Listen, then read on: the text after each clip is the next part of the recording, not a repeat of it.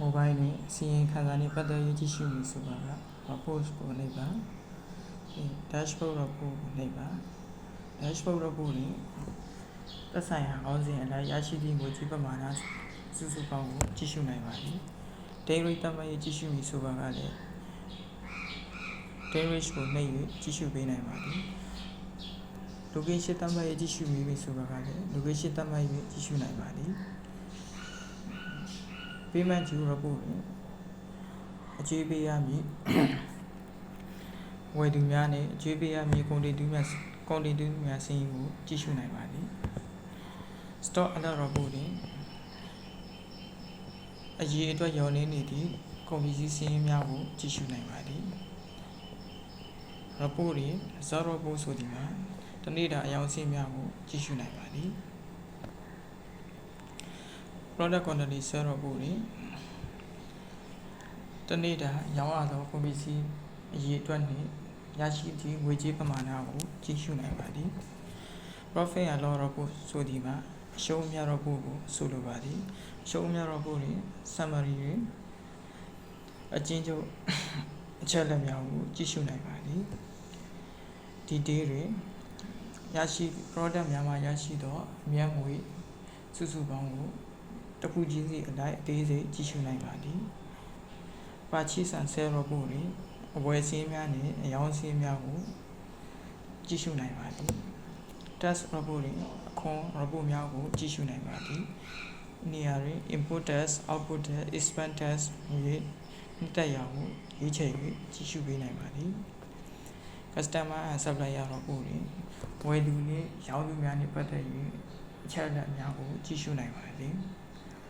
stock report by unit တွင်ကုန်ပစ္စည်းလက်ကျန်များနှင့်ပတ်သက်၍ relation ရှိသည့် unit များရှိပါကကြည့်ရှုနိုင်ပါသည်ဥပမာ shark product တွင်2233 unit ရှိပါသည် relationship တွင် parking 223 parking နှင့်3 unit ကျန်ရှိနေပါသည်ဟုပြထားပါသည် trending product တွင်အရောင်းရသောကုန်ပစ္စည်း product များကိုကြည့်ရှုနိုင်ပါသည် item report တွင်ကုန်ပစ္စည်းတစ်ခုချင်းစီအလိုက်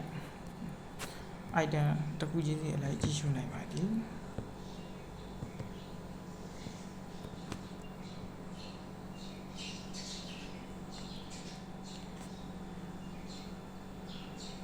product sale report တွင်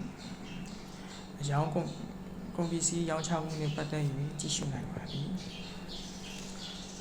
product purchase report တွင်ကုန်ပစ္စည်းများဝယ်ယူမှုနှင့်ပတ်သက်၍ကြည့်ရှုနိုင်ပါသည် sale payment report တွင်ကုန်ပစ္စည်းရောင်းချသည့်အခါရရှိသောငွေပေးချေမှုနှင့်ပတ်သက်၍ကြည့်ရှုနိုင်ပါသည် expense report တွင်အသုံးစရိတ်များနှင့်ပတ်သက်၍ report ကိုကြည့်ရှုနိုင်ပါသည် stock expire report တွင်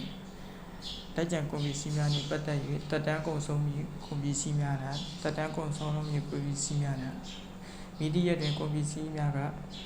သက်တမ်းကုန်ဆုံးမည့်ဆိုသည်ကိုကြည့်ရှုနိုင်ပါသည် sale representative report တွင်ဝန်ဆောင်မှုပေးသည့်ဝန်ထမ်းများနှင့်ပတ်သက်၍ကော်မရှင်ကပေးမည်ဆိုတာကကြည့်ရှုနိုင်ပါသည် register report တွင် cash register များနှင့်ပတ်သက်၍အချက်အလက်များကိုကြည့်ရှုနိုင်ပါသည် activity log တွင်လုပ်ဆောင်မှုကြမ်းမှတ်တမ်းများနှင့်ပတ်သက်၍တဦးချင်းစီအလိုက်အချိန်အလိုက်လုပ်ဆောင်ချက်နှင့်ပတ်သက်၍ကြည့်ရှုနိုင်ပါသည်ဤနည်းအတိုင်း Order POS mobile တွင် report များကိုကြည့်ရှုနိုင်ပါသည် report များကြည့်ရှုသည့်အခါတွင်လည်းအချက်အလက်များကို filter လုပ်၍ကြည့်ရှုမည်ဆိုတာကအပေါ်ရှိ filter ဆိုသည့်နေရာတွင် filter ဆိုသည့်နေရာကိုနှိပ်၍ filter တွင်ပါဝင်သောအချက်အလက်များကိုဖြည့်၍ကြည့်ရှုနိုင်